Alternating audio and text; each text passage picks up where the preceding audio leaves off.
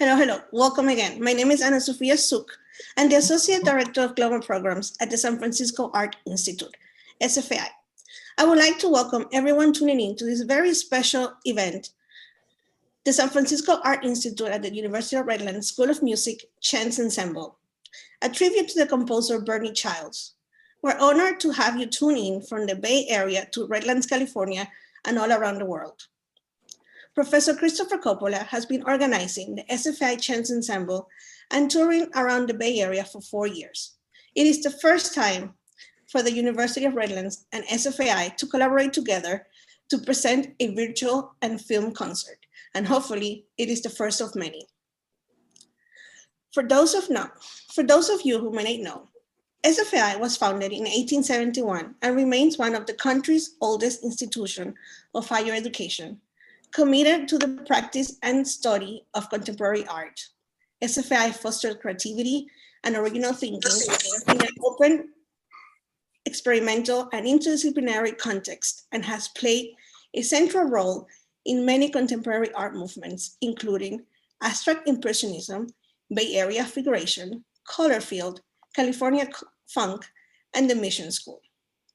As we currently celebrate our 150 years anniversary, we're inspired by our legacy to always look forward, a legacy of 2.5 centuries, attracting individuals who push beyond boundaries to discover uncharted terrain. As we listen to tonight's performance, we are reminded of the legacies that live in the sands of times. On behalf of the entire SFAI community, I would like to give a special thanks to all the students, the alum, faculty, and staff of SFAI and the University of Redlands, who are part of this virtual Chance Ensemble. Tonight's performance could not have been made possible without the partnership SFAI and the University of Redlands has forged this past year. And we very much look forward to developing a future collaboration for both of our communities. I would like now to pass the window to Joseph Modica, University of Redlands Associate Dean of the College of Arts and Sciences and Director of the School of Music. Thank you and welcome. Thank you, Anna, and welcome everybody. We're so glad that you could join us this evening. I am delighted to be here tonight as we celebrate the legacy of Barney Childs with the Chance Ensemble. I'm grateful to Christopher Coppola and Tony Suter for facilitating this partnership between the University of Redlands School of Music and the San Francisco Arts Institute, which has afforded our students, Jonah, Maddie, and Alexia, the opportunity to learn so much this year. So thank you so much. We really appreciate that. And we're glad that you're joining us tonight. And now it's my pleasure to introduce the Assistant Director of the School of Music at the University of Redlands and Professor of Composition, Dr. Anthony Suter.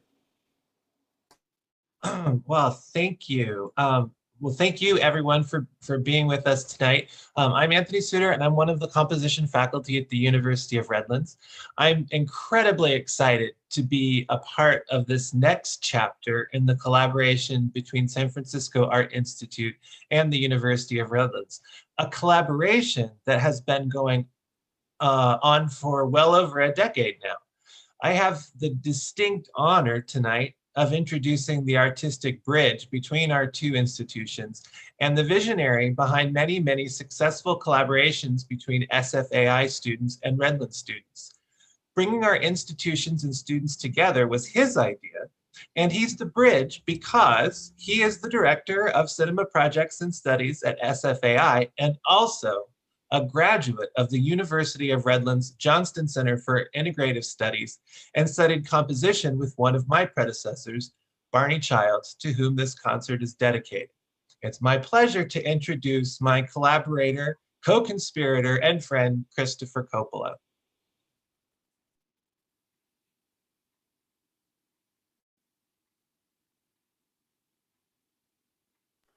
Okay, sorry. Hello, everybody, and thank you so much for being here, and thank you, Anthony, and all the guests that are here. This is a very, very important night to me. I'm very excited about it. It's something I've always wanted to do, is to bring other schools together to participate in the making of films, and I like to say, to be able to see music and hear film. I look at music, I love music, and yes, there are certain things you have to do to follow making a score to a film, but for me, music is equal to the film. And I work with composers very much that way, and I also teach that. So thank you all for coming. I want to explain now what the heck is chance music. Okay. So as I said, I've always been interested in the idea of being able to see music and hear film. And I also believe that everybody has music ability. Obviously, some of us are more trained, but like John Cage, you know, if you know how to play a couple rocks together, you know, a paper bag that you pop, you know, that's like your instrument, or whistling.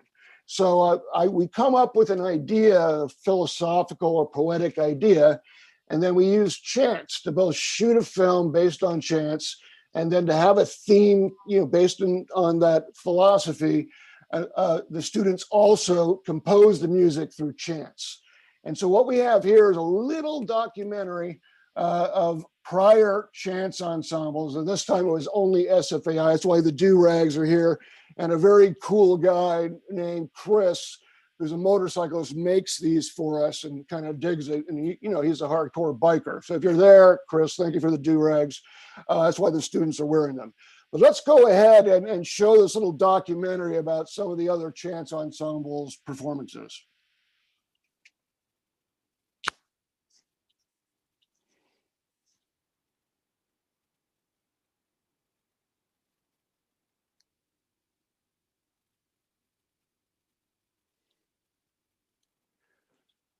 Oh man. Roll the film. We have to do it at the end, I guess, but yeah, we'll do it at the end because the file's corrupt. They're going to fix it. So that's okay. You'll still see it. So now I'm going to introduce Mr. Jim Fox, who was there at SFAI when I was a kid.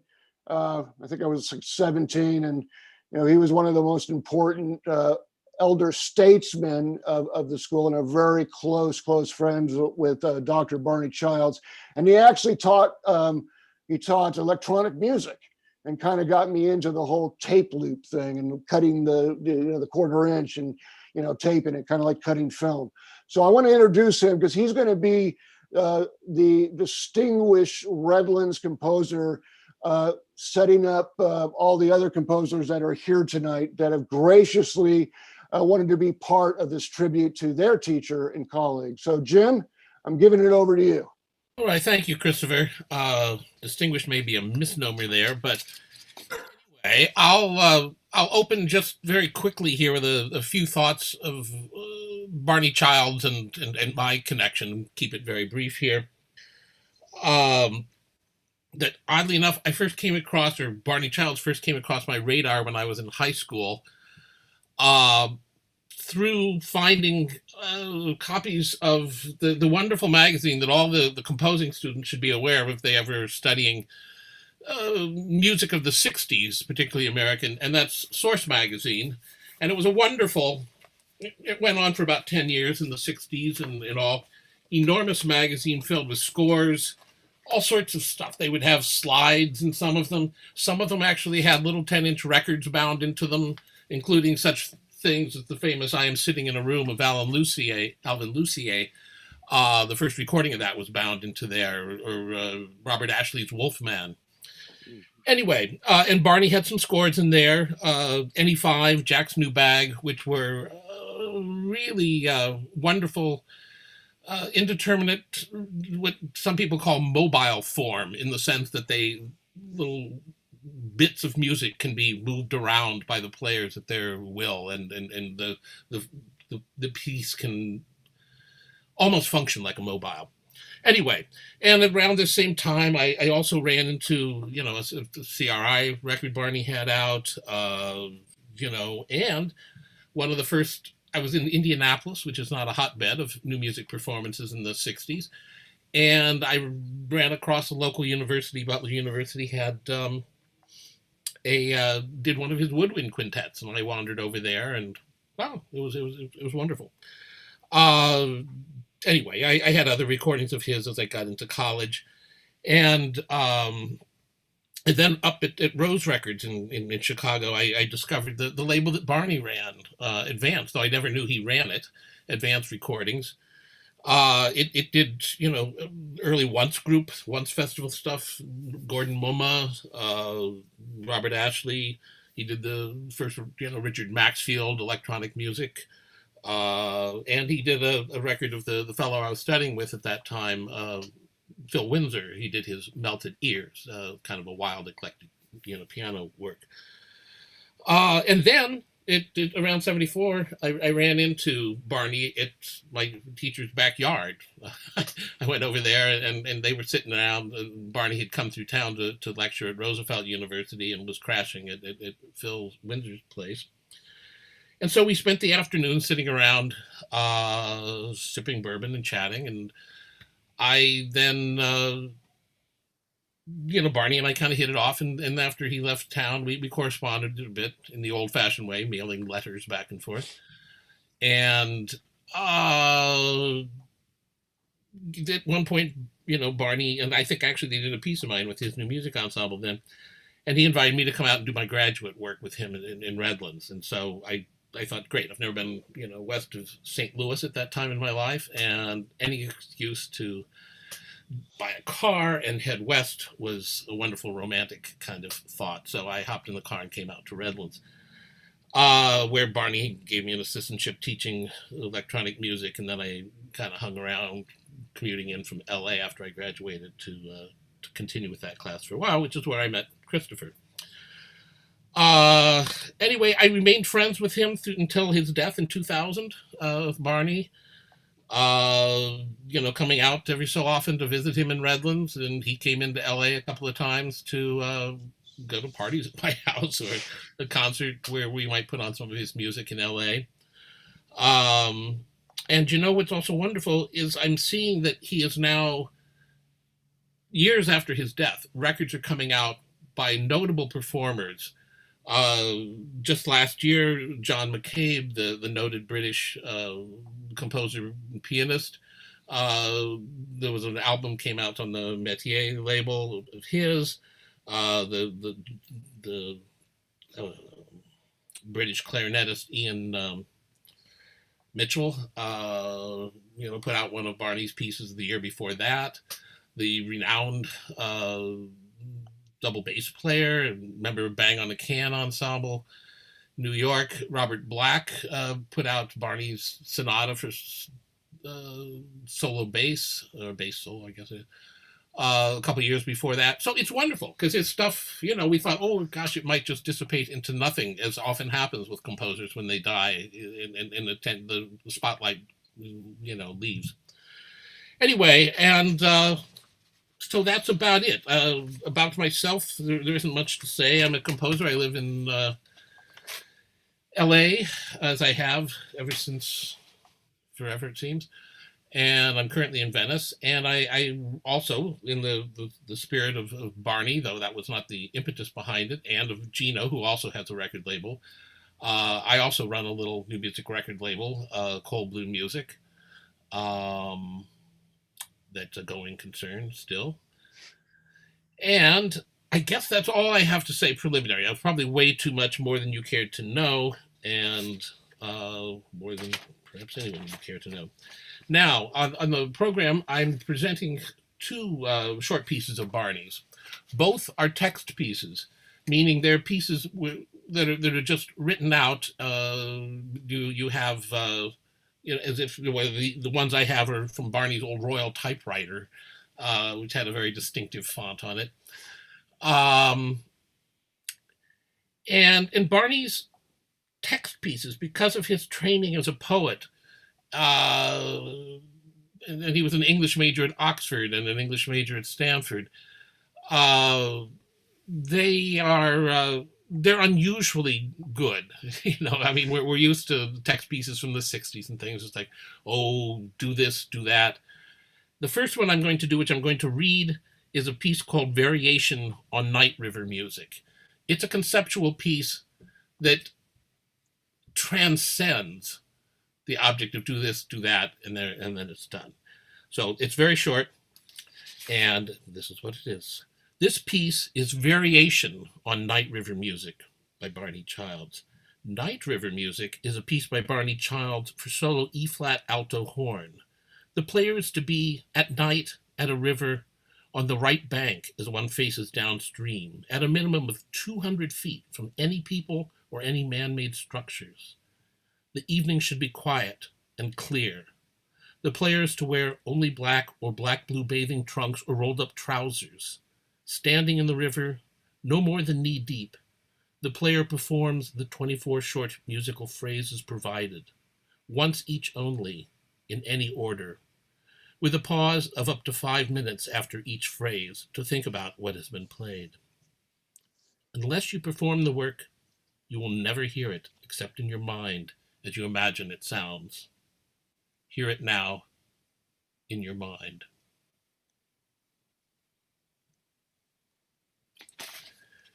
The other one is called Since Then, which I've performed live a few times.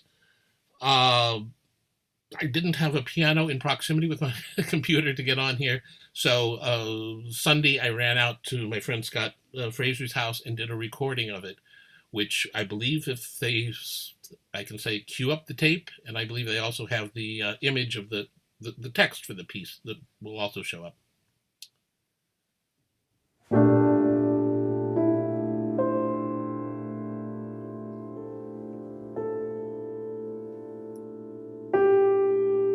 This piece was first played in a dream, 7 December 1977.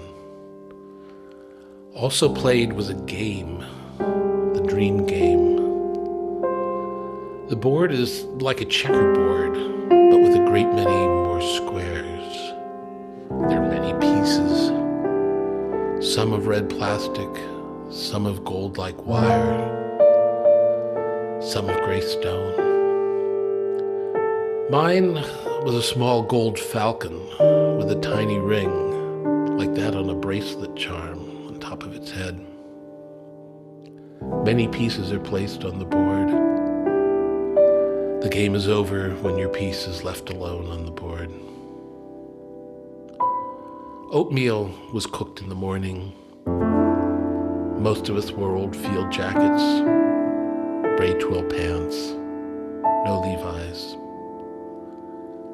We used to wear Levi's back in the 40s. They weren't fashionable then, of course. Everybody wears them now. Riding on top of the truck when a light rain began to fall. The apartment was part of a ground floor warehouse. The light was mostly gray. Bob Ashley played the piece in the dream. The trombone player didn't play. There was also a model airplane, partly finished. Part of the piece is the talking. It truly used to be something like that, too. The real feeling of being together with our interest in music. Oatmeal was cooked for breakfast. There was a library, some books anyway. The model airplane was in an opened box. In the library could have been some old music manuscripts, but not those I found in an earlier dream. One involving a redwood panel room, like, say, a 1910 faculty club room. That was another dream.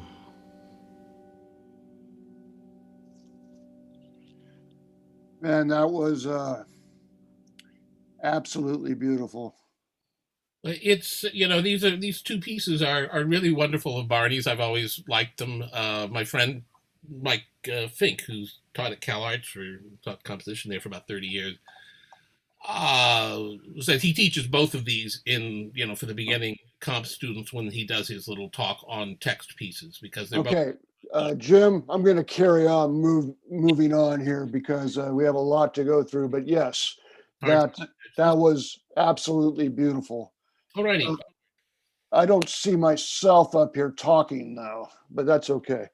I want to introduce now Jonah Chaffin, who is a University of Redlands composition student.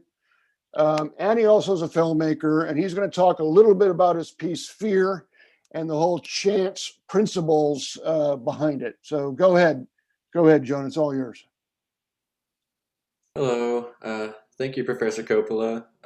My name is Jonah Chaffin, and I'm a graduate student at the University of Redlands studying composition. And the piece I'm presenting tonight is called Fear, and it is a combination of all of the ensemble's biggest fears.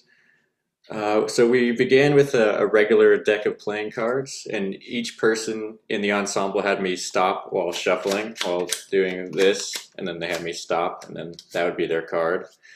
So there were 7 cards, and that card that they chose by chance became the most important factor that determined the outcome of this piece. We then took those 7 cards and shuffled them up, and we repeated the process of the ensemble choosing random cards out of those 7 in alphabetical order by their last names. And the cards they chose ended up determining which person's fear they would have to film.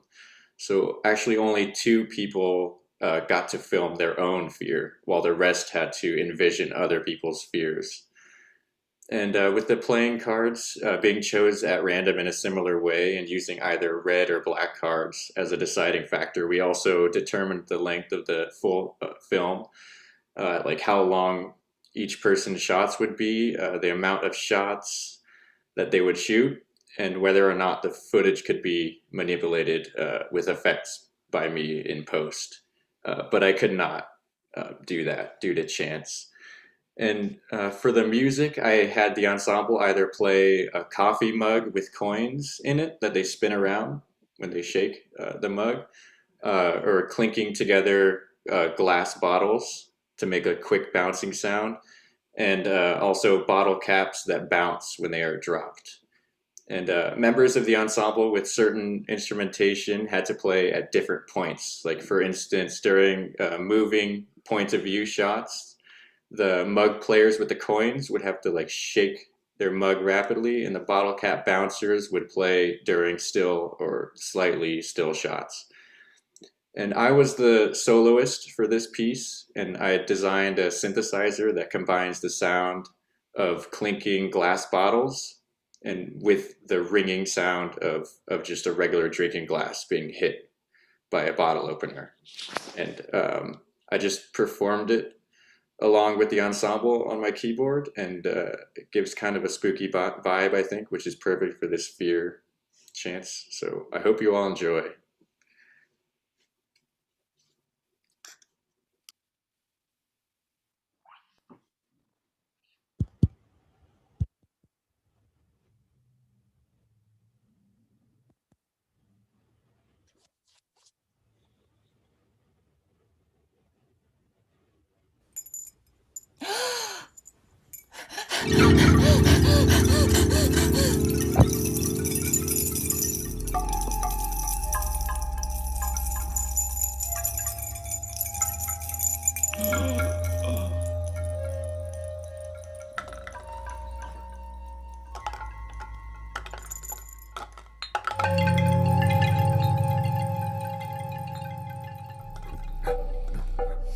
Sweet Jesus.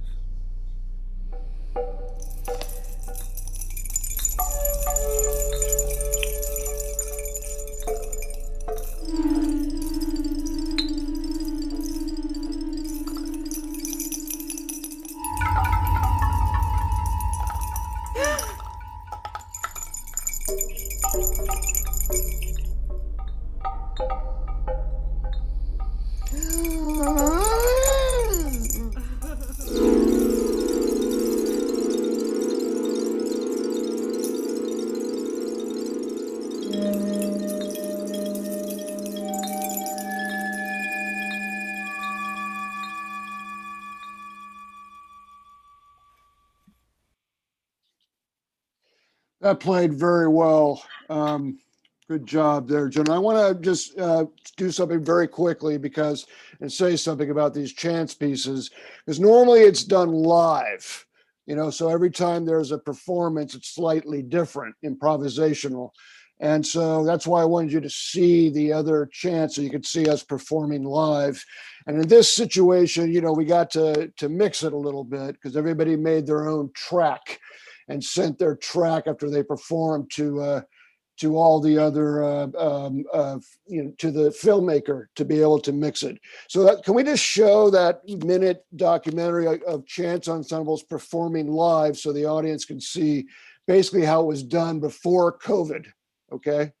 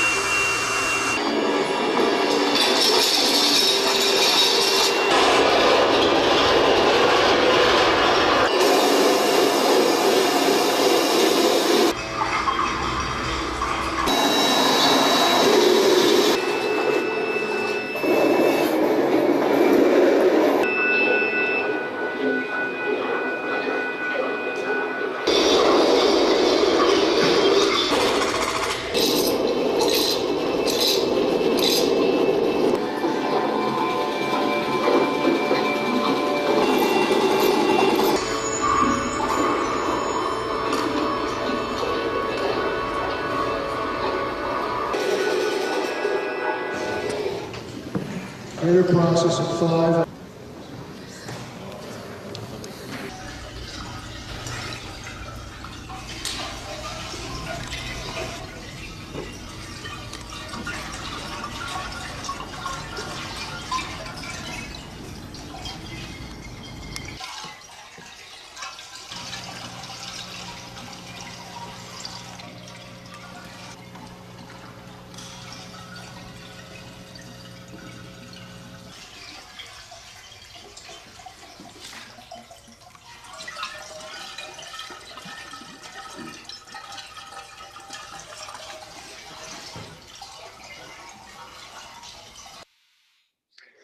Okay, so now you have an idea of what the ensemble did, and we would travel around, go to Galileo High. We even went to the Center for New Music, and something I'm very proud of creating this ensemble. It's sort of like Barney's new music, ensemble when we traveled to Cal Arts in Riverside.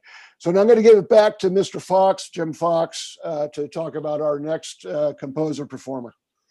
Well, up next, we have a wonderful clarinetist and a Bay Area-based famous librarian, you might say. He just retired from Stanford University, where after 8 years there as head of their Stanford's music library and their archive for recorded sounds.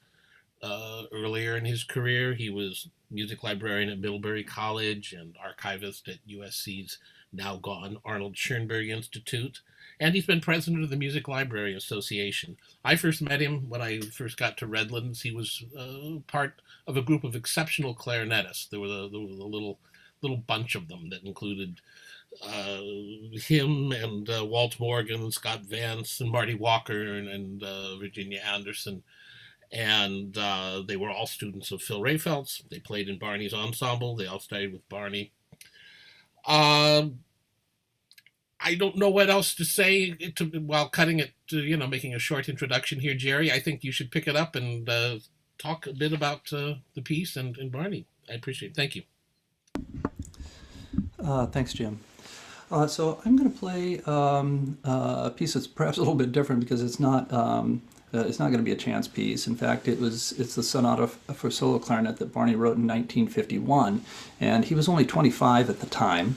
And so this is before he began writing any chance or indeterminate music. And in fact, it's prior to any of his formal compositional studies. He had either just finished his work at Oxford and returned to the U.S. and or just started at Stanford, which is where he did his first compositional studies before he did some at Tanglewood and then later privately with Elliott Carter.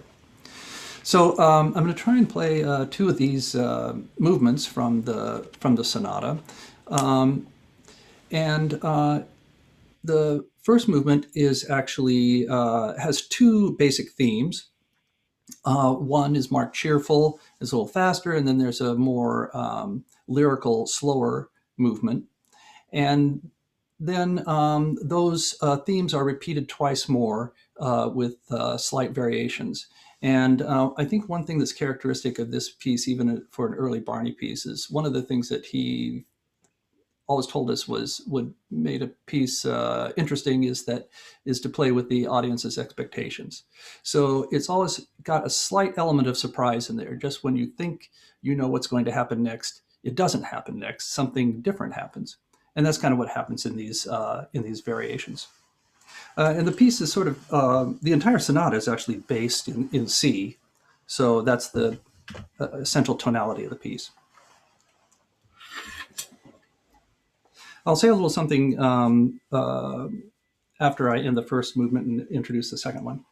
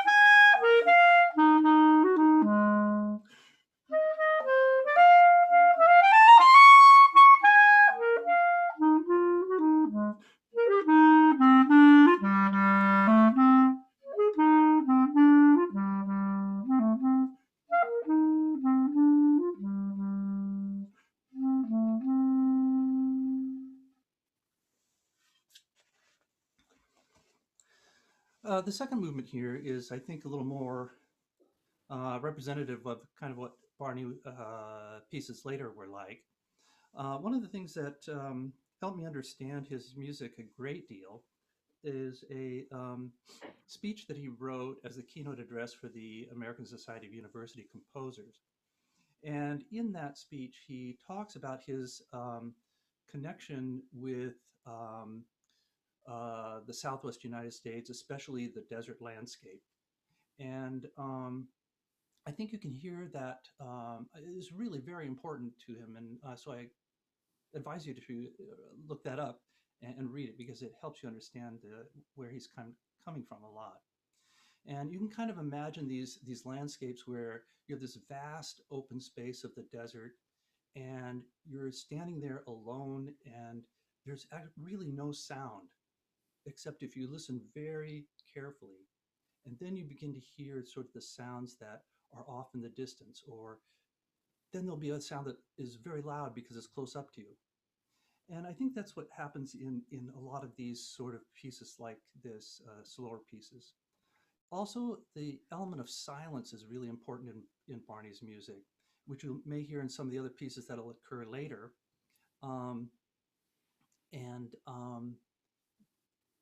Not as much in this one. So, well, let's see, there's something else I was thinking about with this piece. Oh, again, it has a lot of the sort of elements of surprise in it. So this movement is marked calm. Again, it's based in around the tonality of C. Okay.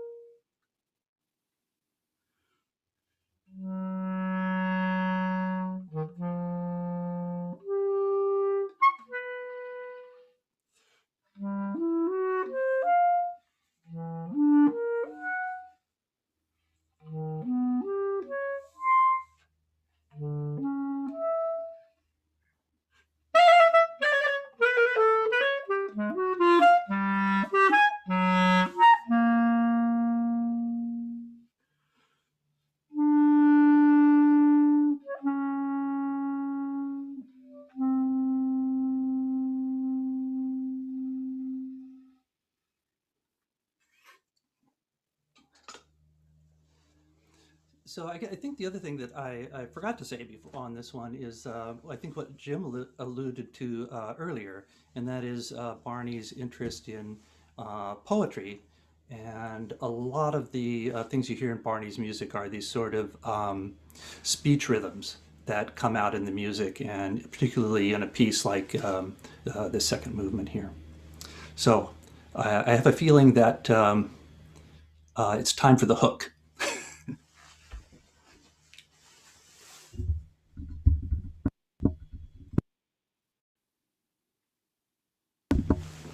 Chris, we're not hearing you. Christopher, anyhow, sorry about that.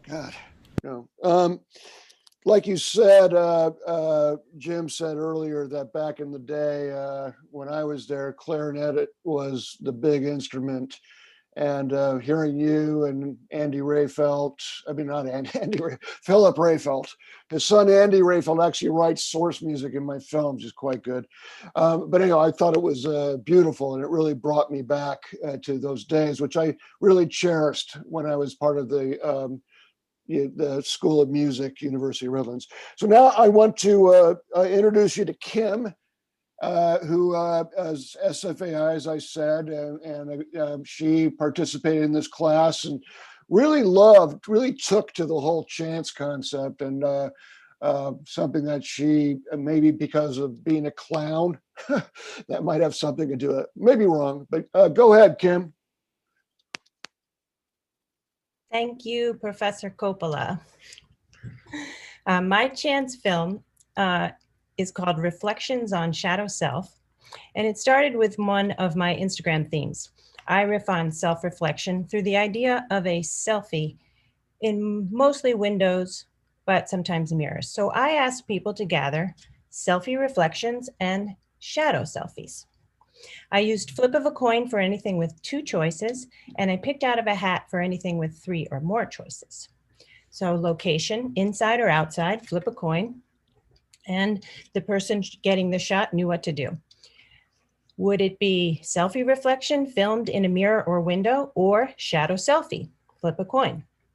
Shot lengths were 3, 5, 7, 11, or 17 seconds, picked from a hat. Subject, self, or object to represent self was Professor Coppola's idea. Chance decided, with a flip of a coin, we must film landscape, not portrait, which was a question from Jonah. Chance also decided I was allowed to use effects in the editing process. And for my Chance Ensemble soundtrack, I asked for things that ring, like bell, chime, glass, played during all the selfie shots, and things that created a nice knock, like a clave or a wood block or 2 nice resonant pieces of wood, sticks, etc., played by all intermittently during shadow shots. This turned out by chance to be most of the way through the film. I have a short solo on my broken violin. The other solos on the only reflection of an object shot are 2 voices singing a half second in a Bulgarian full voice style with no resolve. Soloists are Alexia Benson and Madeline Schmidt, here with us today in my class. This was, by chance, the longest shot, so I appreciate my 2 classmates. Thank you.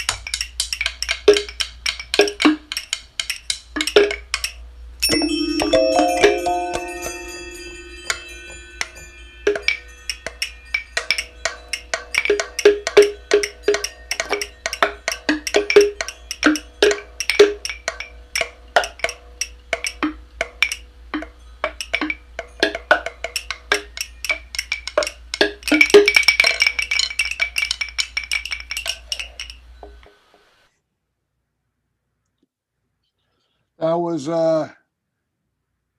terrific.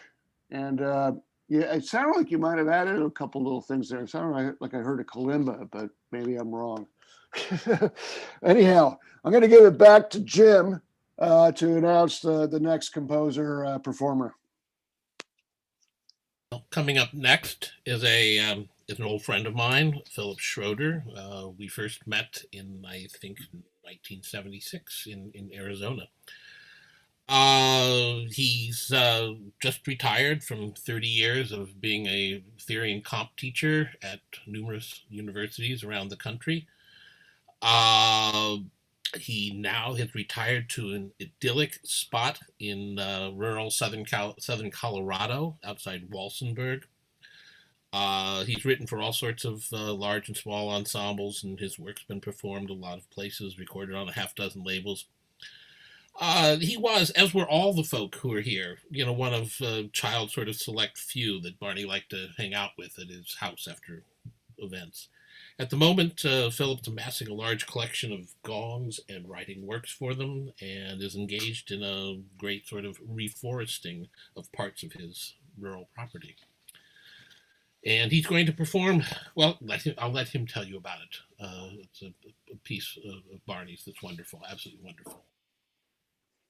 Thank you, Jim. It's wonderful to be here.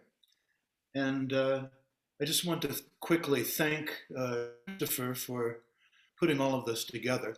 I think as most of the participants know, and people who are watching this, one's teachers from many decades ago can kind of disappear at times. And they may disappear from the public eye, but they don't disappear from us. And certainly Barney was one of those individuals who has had a very lasting effect on me. And I think that any of Barney's students will tell you that he was the master of one-liners, or at least sort of short quips of things. And one of them I'm going to use concerning the piece I'm going to perform, but it's also a quote that I used for myself and I used for my students. And that is, composing is easy. You just write one good sound after another. And it actually is true. I mean, if no matter what your taste is, what one is hearing is the flow of good sounds. And it really struck me in this context that in a lot of ways, film is the same way. One is following, one good frame after another, and you're trying to allow those frames to really flow in some sort of logical sequence. One of the fascinating things about this piece, it's only 5 minutes, but it utilizes an enormous array of sound resources in it. I just want to mention a couple of them because they are what are termed preparations. There's one preparation where there's a dime slid between the 3 strings. And that sound is only used once in the entire piece. And there's another sound where there's an eraser put between low strings. Fabulous. It's used once, throughout it. You will find with this, however, a theme that has been repeated is Barney's love of speech. And so a lot of the rhythms in this are directly associated with speech patterns. The title of this, 37 Songs, Jim and I tried to figure this out yesterday, Jim Fox, of what this meant. And we just kind of decided that more than likely, the title 37 Songs was just something that Barney liked, and that there may not be any direct association with the music itself. So for your enjoyment, 37 Songs.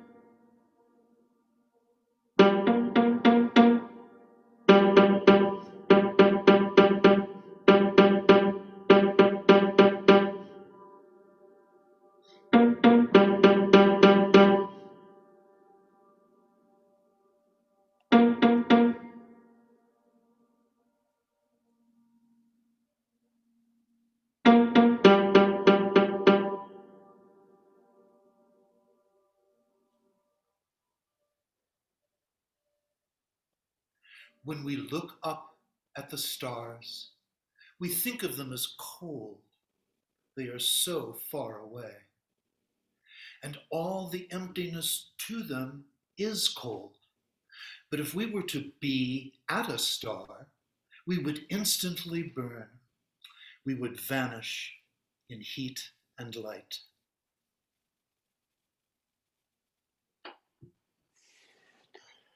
Thanks. Thank you so much. Thank you so much. That was this is great. This tribute, like you said, that people forget. And he was such a wonderful teacher, wonderful composer. So it's very nice that we're doing this and having such great musicians in your own right and composers doing this. I know Barney would be very happy. All right, so I'm going to now introduce Madeline Schmidt, who's from the University of Redlands, undergrad composition student. I know she's also a singer and knows a lot about opera, which is something I like. And so now I'm going to have Madeline talk a little bit about her Chance, how things went, and show her film. Thank you so much, Professor Coppola, and thank you to everybody who's in attendance. Thank you so much for being here. So for my Chance film, it's about memories, and a deck of cards was the way that we chose all of the deciding factors for how everybody had to film. So the first thing that we chose was a red card meant that the ensemble member had to film a recreation of a memory, so like a scene, and then a black card meant that they had to film an object that had a memory attached to it for them. And as chance would have it, for that round, everybody chose a red card. So pretty much every shot in the Chance film is a recreation of a memory. And then the second one, every member drew a card, and if they drew a card with a numerical value, they had to film 2 shots. And if they drew a card with a face on it, they had to film 3 shots. And then the final variable in regards to filming, everybody, once again, pulled a card. If a card with a value of 2 to 5 was drawn, all of their shots had to add up to a total of 9 seconds. If the value was 6 to 10, they had to add up to 12 seconds. And if it was a jack through an ace, it added up to 13. And then, like everyone else, I had to make a chance equation to decide whether or not I could edit. Again, we did red versus black cards, and I drew a red card, which means I could not do any editing, add any filters in post. And then in terms of the instrumentation, everybody just made a homemade instrument. So nobody had any clue what anyone else is going to bring in. Professor Coppola had a pine cone with a paper clip, and Kim was blowing into a couple of bottles. So there's some good variations. And everybody was assigned to a play either when primary colors appeared, when words appeared, or when they saw people. And then I just played guitar throughout the entire piece. So without further ado, here's my chance film.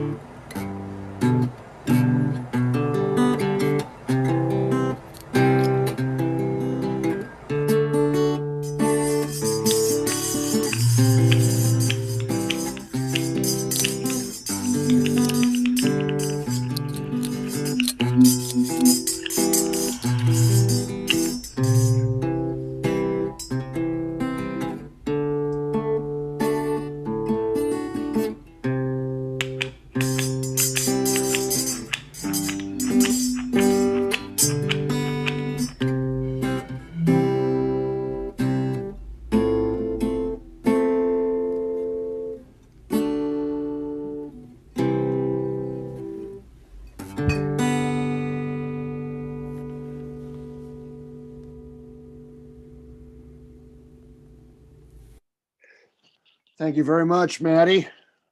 Very, very much. And good mixing. Good mixing. Let me give it back over to Mr. Fox and to introduce our next composer guest.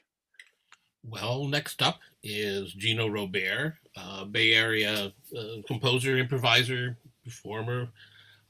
He's written for all sorts of interesting situations, theater, even a CBS cartoon series. He's a jack of many interesting trades. He was former editor of Electronic Musician magazine, later editor of Keyboard magazine, and like Barney, he had his own record company, Rastascan, and he's improvised with all sorts of wonderful musicians. The Rova Quartet, or his labels, but out these people too: Anthony Braxton, John Butcher. Anyway, in a nutshell, let's pass it to you there, Gino. Thank you very much, Jim, and thank you, Christopher, and the Chance Ensemble for inviting me. And I just want to, do I have the option to share screen to show the notation for this? I wonder. Do. Okay, good. All right, so I may do that near the end. Oops. Come back. So, okay, I will share screen in a moment. Barney was a champion of the underdog in concert music, which means he was a fan of the oft-maligned percussionist, of which I am one of them. And he had a deep relationship with this broad family of instruments, and he wrote a number of compelling and technically challenging percussion works, such as 6 gamut studies for marimba and 7 quiet studies for multiple percussion. The piece I'm presenting tonight is deceptively challenging, and its creation did not involve chance, at least that I know of, but my realization does. The piece is called Burletta. It's written for solo snare drum. It's dated October 25th, 1979. In purely historical terms, the word burletta means joke or little joke in Italian, in 17th century Italian. The New Harvard Dictionary of Music notes that burletta was a form of music, and I quote, in England in the late 18th and 19th centuries. It was an Italian comic opera or an English imitation of such a work. English examples were often satires of Italian opera seria. See also burlesque. And under burlesque, it says, the same source reads, in the 17th century, a satirical parody of a stage work is the burlesque, often an opera or ballad opera. So a satirical parody of a stage work. Of course, the word burlesque means something entirely different to Americans such as Barney, who lived through the majority of the 20th century. And I believe he is hinting at this particular form of entertainment, the burlesque, with the name burletta. So that phrase, a satirical parody of stage work, is an apt description of Barney's solo snare drum piece.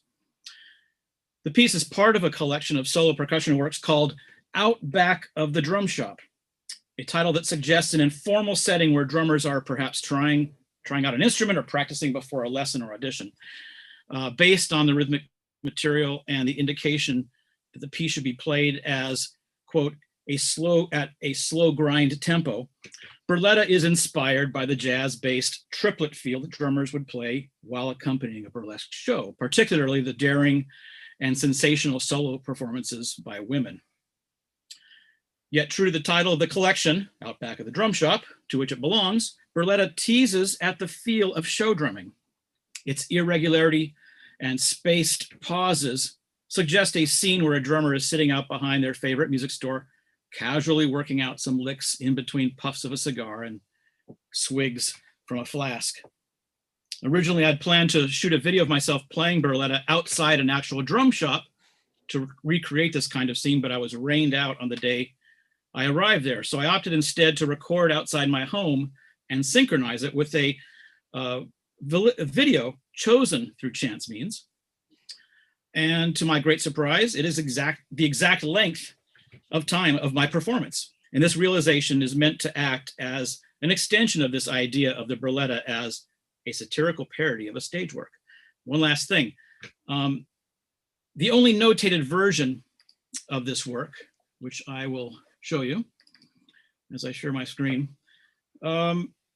is in a manuscript version in Barney's recognizable hand, albeit in a less rigorous script than he was capable of.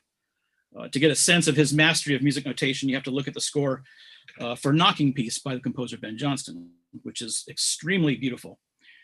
So this is more of a casual piece for the casual drummer, and I'll allow our technical staff to play the video. Thank you very much.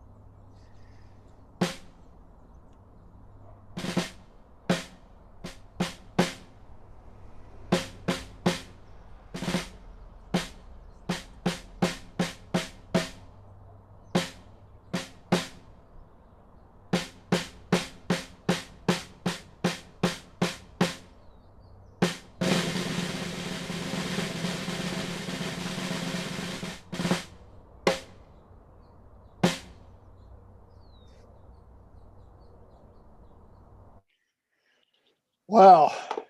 Well, very Barney, old school. He had an interesting take on the whole Carney sideshow thing. I remember talking about that with him. He enjoyed talking about that. So I get it. That worked very well. Let me move on here to Colette, which is an interesting thing to move on to after that, because she's very into the erotic, and a lot of her paintings are about that. And we've talked about that. So this is actually perfect switch going to you. And, very talented again, painter, very professional, making use of glass and photography, and now very much taking on the whole film aspect of this. So I'm going to hand it over to you, Colette, to talk about your piece. Thank you, Professor Coppola. Thank you, everybody, for being here. It's a pleasure to be here with you guys. So my theme is laughter. The reason I actually thought about laughter was we were stuck right in the middle of the pandemic, and everybody was it is, as everybody knows, it was a real low time, still is. So I wanted to do something to cheer everybody up. So it was laughter. So Chance had to decide on these sequences of the laughter. So it was location, which could be bath, a shower, or somewhere where there's water. A type of laughter, belly laughter, chuckle, and historical laughter. How many shots, time of shots, underwater, over water, POV, our subject. Now, the equation that I actually came up, and Chance equation for this, was third letter of each person's first name was the order of the sequence. So, for example, the first one was Maddie, Alexia, Colette, Kim, Jonah, Happy, and Professor Coppola. Chance then was decided by putting all these together in a cup, and everyone had a turn at choosing for their colleagues, starting with their last name, choosing for the first. So, for example, Professor Coppola choosing for Maddie, Colette choosing for Professor Coppola, Happy choosing for Colette, and so on and so on. Now, the actual instruments, there's a whistle, something that echoed, and a scrunching plastic paper. Now, the whistles was used on abstract images. The something that echoes was on people, and the actual the scrunching of the paper was the actual water, was physical water. And I myself actually played the Egyptian drums as a soloist. And that's it. So, Mr. Paddock, it's over to you. Thank you.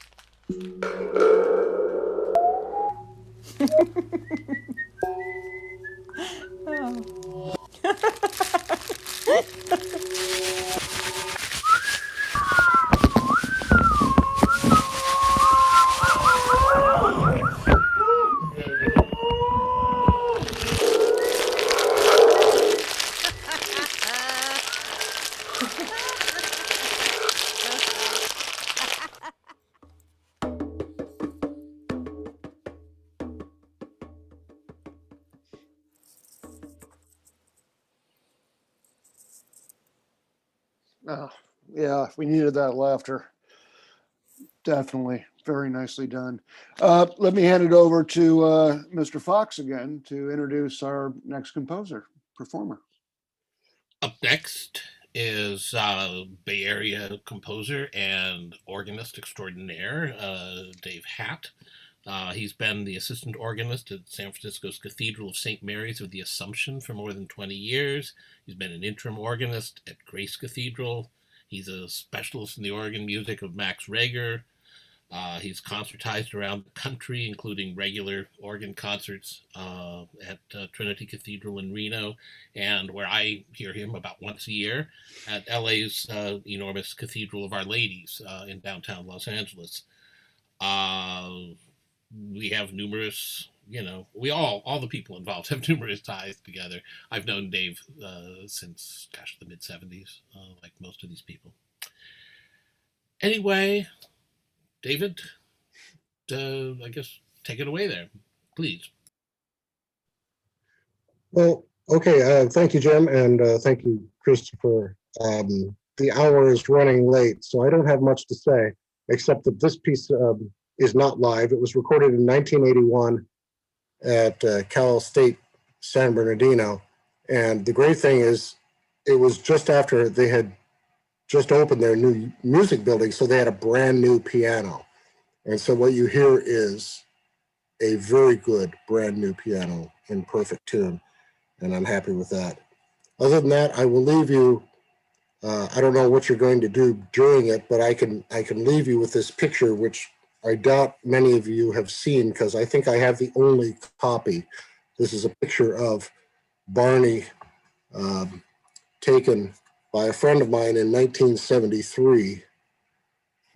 And it shows Barney superimposed in a wine glass. Let me try to get the reflection there. That's about right.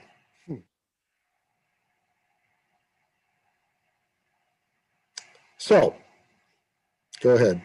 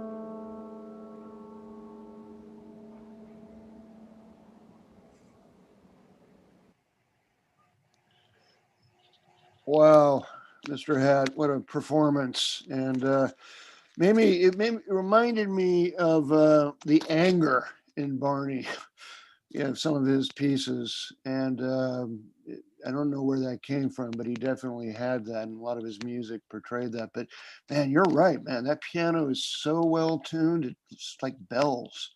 You can really hear it. Anyhow, thank you. Thank you so much. I'm now going to introduce Alexia Benson, who is a student at University of Redlands as well, though she's moving on to another great music school. I believe it's in Michigan, but I can't remember everything anymore. And she's a terrific composer. And, she probably doesn't know this, but she's a very good actress too. So anyhow, here you go, Alexia. It's all yours.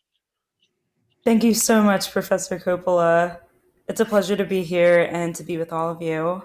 So as Professor Coppola has already introduced me, my name is Alexia Benson, and I am a senior composition major at the University of Redlands. For my chance score, I actually decided on the theme of mystery. I thought that would be something different, something interesting. So a little bit about the way in which the chance aspect was created. In order to decide the number of shots for each person, I had the person with the earliest birthday in the year choose a number between 1 and 3.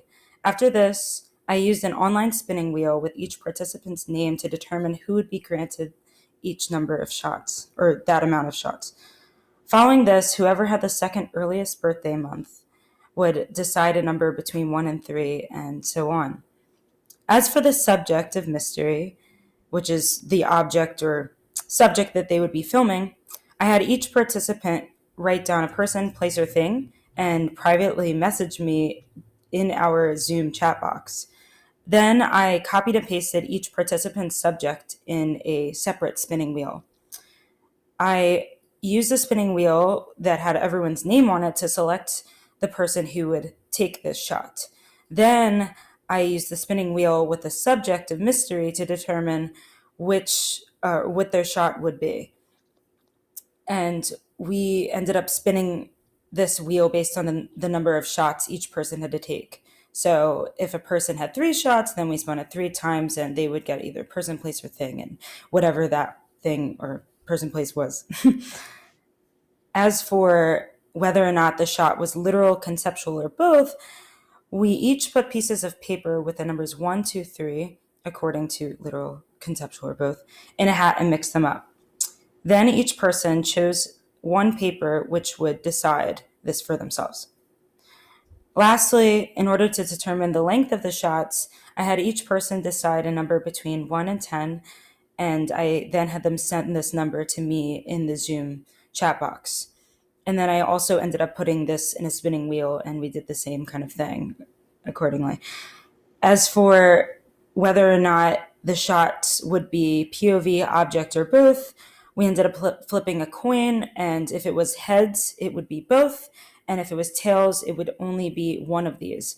And then if it was only one, we flipped the coin again, and that would determine if it was POV or object. As for the instrumentation, I had the ensemble use various forms of kitchenware, so just forks, knives, and spoons, just something simple. As for the performers with forks, they would scrape these together when they saw a swirl-like object, whereas those who had spoons clanked them together upon seeing the color blue. Also, I had the performer who had a fork and a knife scrape them together when they saw a kind of like white/grayish kind of coloration. And as for me as a soloist, I ended up performing every time I saw some kind of rainbow filter, but I ended up just using something very simple, also with some kind of extended vocal techniques, just something different, just to kind of lightly complement the chant score. I hope you all enjoy this piece.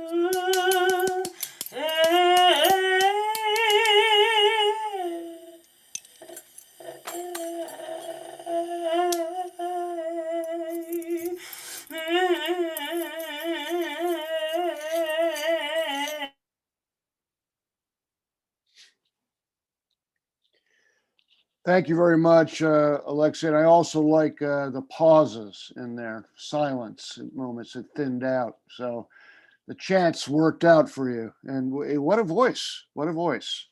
I'm going to give it over now to Mr. Fox to introduce our next composer.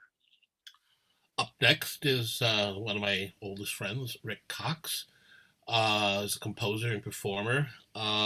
He's, I think, primarily known for his work as an improvising performer on film scores, particularly those of Thomas Newman. He's provided a lot of the kind of sonic textures on Tom's scores for many years, since 1985, actually, on those scores. And he's also worked with a lot of other musicians, John Hassel, Ry Cooder, all sorts of interesting people. He studied, this is interesting, he studied with Barney before Barney was at Redlands. Rick studied with him at the Wisconsin College Conservatory, which is where Barney was teaching before he landed in Redlands. So with that, let me toss it over here to Rick, and he'll say a few words, and then we'll hear the piece that he's going to do, which is also a text piece.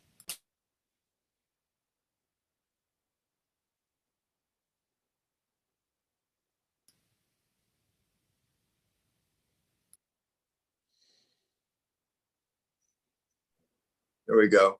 You got me now? Yep. Thanks, Christopher, for doing this and inviting me. Barney Childs really had a major impact on my life, and more than one time. I actually skipped a grade of high school because I was just burning with curiosity to find out how music worked. And my local school was the Wisconsin College Conservatory of Music on the east side of Milwaukee. I started there as a 17-year-old in 1969, which just happened to be right when Barney Childs he was only there for 2 years of what turned out to be my 4.5. So those first 2 years. Unlike Jim, I was completely unhip, and I didn't know who Barney was, and I didn't know anything about experimental music or the like. So on my very first day, Barney threw out a bunch of scores on the floor, really, of graphic notation, and it really changed everything for me in that moment. I would have to say 180 degrees. After graduating, I always figured I'd go to the East Coast. I did, in fact, but not for long, and I hadn't forgotten about Barney, and I called him and asked if I could come study with him privately. At that point, he was at the University of Redlands. And he said, sure, come on out. So that's how I ended up in Southern California and meeting Jim and other folks that I was very lucky to meet.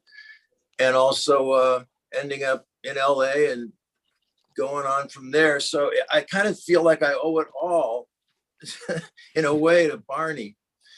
This piece, London Rice Wine, is another text piece where it's not traditional notation. It's just text explaining what to play and how to play it.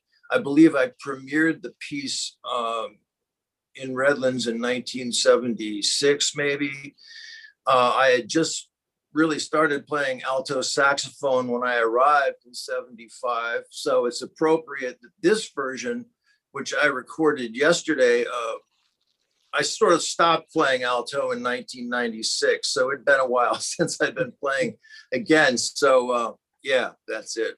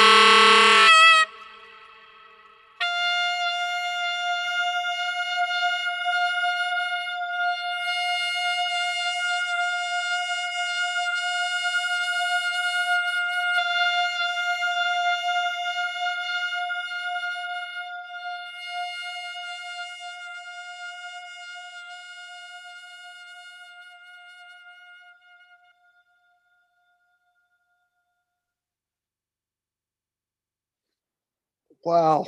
And you said you stopped playing alto in 1996 or 90. Yeah, that's man, you still got chops. That was amazing. Yeah, it was totally Rick Cox, the Rick Cox I remember. And you were cool, man. You wore the sunglasses. You had the gray hair, and as a young man, you were always the one that I thought was cool. Just so you know. Not that I didn't think everybody else was cool, but you had that kind of slickness, which I understand why people would want you to play saxophone on their Hollywood scores. Anyhow, now I'm going to introduce Happy Heinz, who's a student from SFAI.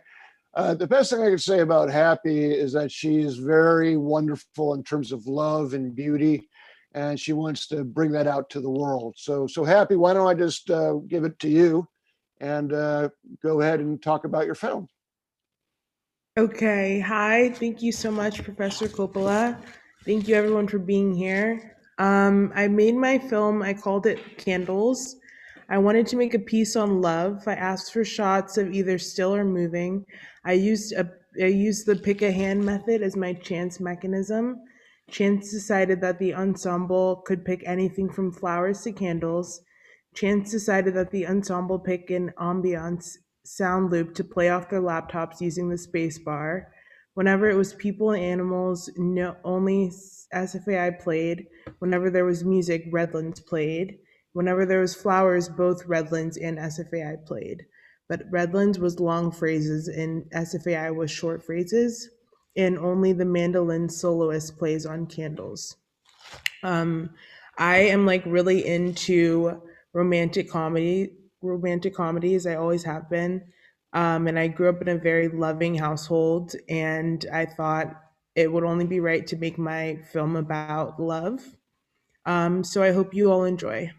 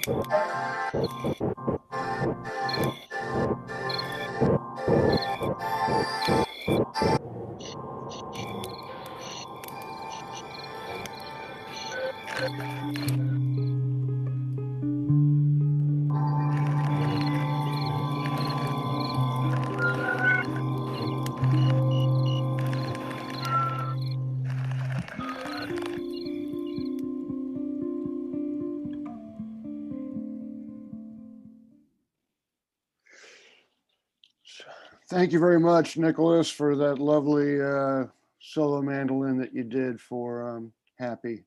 Quite beautiful. I'm going to now give it to Jim Fox to introduce me when I was a student of Barney's. All right, Christopher. Yes, I've known you since like something like 76 or 70s. Well, no, I think it was 78, probably. Anyway, and first of all, I have to say, I first have to commend you for every one of these student films was superb. They're absolutely enticing works of kind of pure non-narrative cinema. They were just delightful, every one of them I've seen. Anyhow, Christopher was in high school when he first met up with Barney, as I recall the story, and it was during a summer music camp that the University of Redlands regularly held, and Christopher was there after he graduated high school. He came to the U of R to study composition and percussion, and he was around there in my electronic music class, which after I continued to do for a couple of years, driving in from LA after I graduated from Redlands. And I remember while Christopher was there, he wrote interestingly ambitious and involving pieces. I particularly remember an opera-like work based on the Plato's cave allegory. And then at one point he decided to pursue filmmaking, went up to the San Francisco Art Institute. He and I've worked together on a half dozen of his film projects over the years. He's, as I suppose most of you know, he's done almost a dozen films, as well as numerous feature films, as well as short films and television. And now, of course, he heads the SFAI program there and put together tonight's wonderful show. So, Christopher. Thank you, Jim. It's funny you brought up high school, because I hated high school with a passion. And when I went to that music camp, I actually went to two of them. I kind of begged Barney to get me out of high school, and he did. He waived the essay. He worked it all out for me because I was just so unhappy, and he liked me on my first summer camp there, because we all had to stay in a dormitory, and most of the musicians, the composer would write like Telemann, pretty much stuff that's already been written, but quite good at it. But I was putting up paper around the walls and drawing squiggles and doing the word scores. And this piece it's called the Jungle Quartet, and it was about my father writing a novel in the jungle and having writer's block, and then people are, he's typing and everybody's mad. All the animals are mad at him and the jungle's mad at him. What right do you have to be in the jungle? But then his ideas start to flow and all the animals start, singing together. And, but, even though I was kind of made fun of for that, drawing, Barney loved it. And he really believed in me and said, you're a narrative, filmic kind of composer. You see images. And I had learned so much from him. I wrote quite a bit of music under him. And not too long ago, and Anthony Suter remembers this, I had to write a piece of music for, was it 43 hands? I can't remember, Anthony knows, but it was called Orange Moon, because when I was there in Redlands, I loved the smoggy moons and the train tracks. But I also remember when I was a student, one of his assignments he gave me was I needed to write something with different feels, different paces, different attitudes, and they just kind of go together. And I remember I kept going out and trying things. He kept saying, no, you didn't do it. And I kept saying, well, I changed the rhythms, I changed the modality, slow and, fast. And he was like, nope, you didn't do it. And I'm like, I don't think I can, Barney. I don't really know where you're getting at. And so 35 years later, I did this piece, and Jim Fox said, you did it. And that meant the world to me, because you did it. But anyhow, I'm going to show clay music, which is a longer piece, because we all had ocarinas. At least I did. I love the ocarina. And, it's an ensemble piece of ocarinas. And I can't play the whole thing, but I put it on one of my films, early films, took all the sound out of it. And I shot this film in 1980 in Melrose Hall on campus at the University of Redlands. So I thought it kind of, made sense. But Barney always told my friends, don't let Christopher forget his music. So when I went off to make films, I think he was a little irritated by it. But I think he would like this film. And so go ahead and roll it with Chance music. Clay music.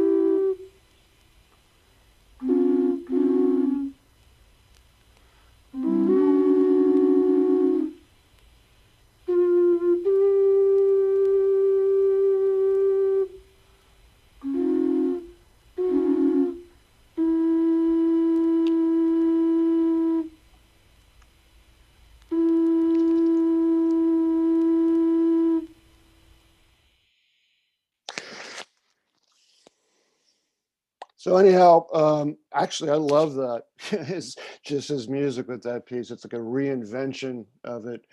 I'm going to talk now about R.A. Ives, which is me.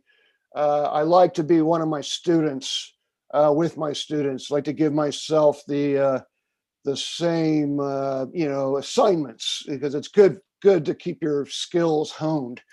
And Chance does that. When I'm having blockage on the screenplay, or I just do some chants, and it always opens me up. But I take it very seriously, the chant. So whatever Chance says, I do.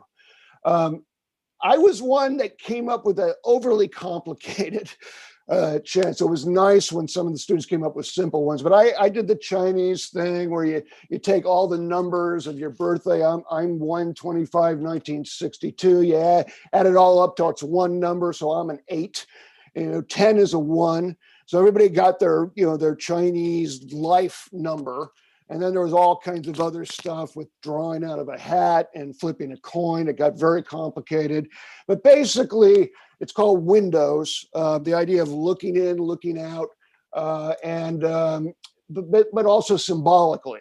Not just the actual process of looking through a window, but it's also, what does that mean symbolically? And as you can see, I like water instruments, so I did this with prepared water. We did using the number thing again, birth numbers, and dividing it by 2, then creating all these layers. Because I needed to I wanted it to be a little longer. Then I asked Chance first, and Chance said, "Yeah, why not?" So everybody had their shots, but they also were reversed. So they're made use of, and they have to go in the cycle of the numbers of the students picked by Chance. And I also asked, can I mess around with it, with VFX, color correcting, all that. And Chance said yes. So I was like, oh, okay, this is going to be fun. And then I had the idea, because I'm just like Rick being ultra cool. Chas Smith was another one of those ultra cool personalities in the new music. And he played the steel guitar. And I asked him if he would be the soloist, and he was really into it. And I just sent him the film, said, "Do it, feels right." And this is what it is. So let's play it.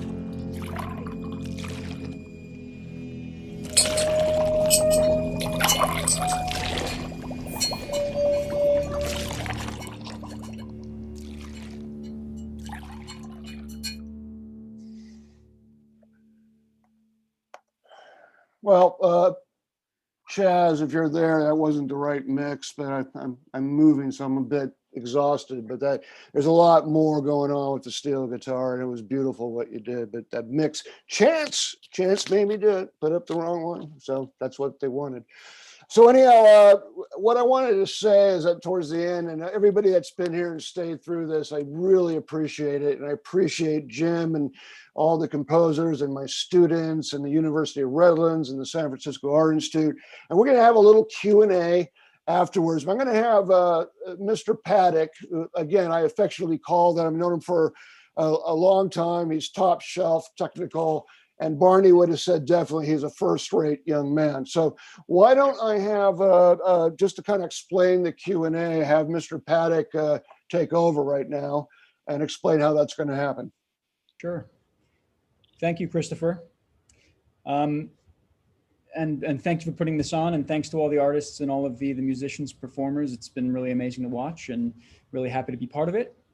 And so for those of you watching online right now via YouTube, we've got the YouTube chat and that should be live. And if you have any questions for any of these artists, go ahead and pop that in the chat. Hopefully we have a few queued up already. And we've got Kim, a student at SFAI, who's going to help moderate and help bring those to the crew here. And I'm going to put up a picture of Barney. And I think we're just going to be listening to the answers via audio, and we're just going to keep that picture up while we do it.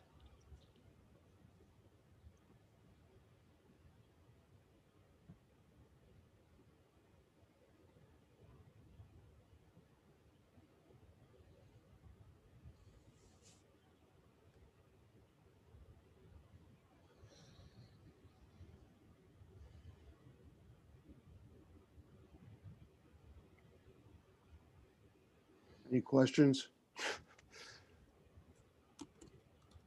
Hello. So I did get a question earlier today. This is Kim here.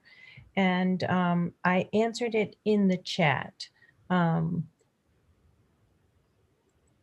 hoping not to say this wrong, but Errol Lucas asked, thank you for the songs. Is Barney's sheet music available anywhere? So the link I did throw in the chat earlier. Let's see if anyone has asked anything since. Well, I have I'm sorry. Go ahead. Nope, go ahead. I have a question to Gino. Do you remember those apple pancakes, man? Barney's music is published by numerous music publishers. Sorry to cut you off, Christopher. You owe me. You got to do that. I did it to you. So go ahead. Yeah, no, I just wanted to say, in answer to that question, with numerous music publishers, a lot of his stuff is published. You can find some of it actually at Sheet Music Plus online, or you can write to the gentleman who was online here earlier, Sanjit Maan, who handles the Barney Childs archives at the Armacost Library in Redlands, and he could direct you to the publisher of some of this music. There we go. That's all. Yeah, well, now I need Gino to answer that question about my late grandmother's apple pancakes, because I remember them all staying there at 733 North Sierra Bonita before going to look at the residence. Do you remember those, Gino? Vividly, because I was starving and we'd been up all night, and there had been some chemical inducing dreams. So to have that incredible pancake breakfast and the kindness that your family shared was awesome. You know, it's funny because I also showed you something that I had just done with Crispin Glover, part of my equal art synthesis, where I had a giant painting and Crispin Glover dancing in front of it, being weird, surreal Crispin. And then I did a piece of music, and it was called Lightly. And I remember you really kind of, you got into that. Do you remember that? I'm not sure you do, but Crispin Glover's voice talking about a dust bag. I think Barney would have liked it too.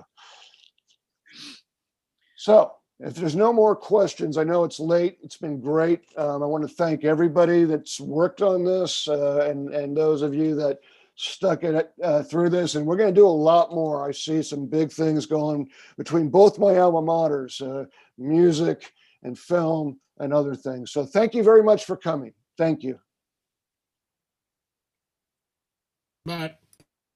Bye-bye. Bye-bye. Thank you. Bye. Thank you.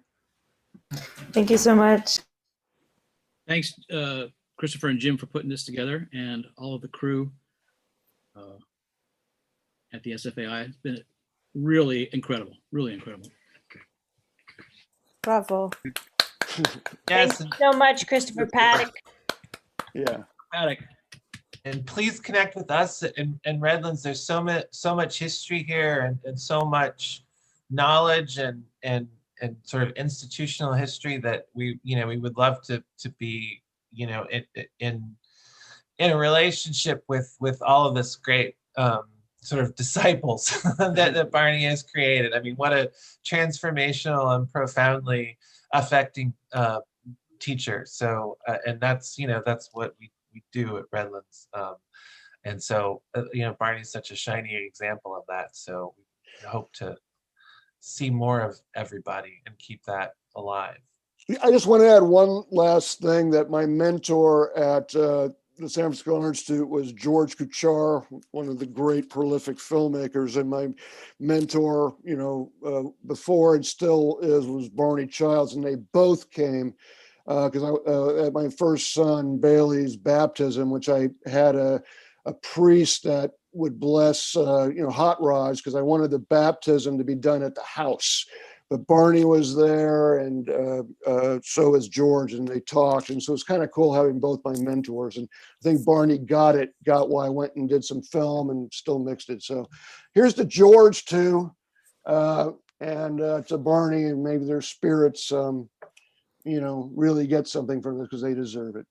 We have a late question. Would you like to answer it, Christopher Coppola? There's no specific person they asked it to, so he just says, by chance, is this, well, it was from Priscilla Howe, and it said, this isn't Priscilla, so I assume that that's her husband, Tom. How has your life changed since you worked with Chance? Well, I've been working with Chance for a very long time, and it started with Barney, with the new music ensemble, and drawing things. But like I said, when I'm in a bind, emotional bind, mental bind, I will do Chance to kind of get me out of it. And often it's better than what I had in mind. So I guess you would say it's changed my life that way. But if you're talking about it in terms of working with students doing it, I think it's made me a better artist. So anyhow, that's hopefully that answers your question.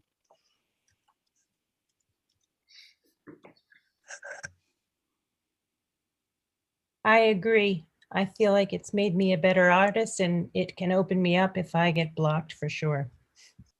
Yes.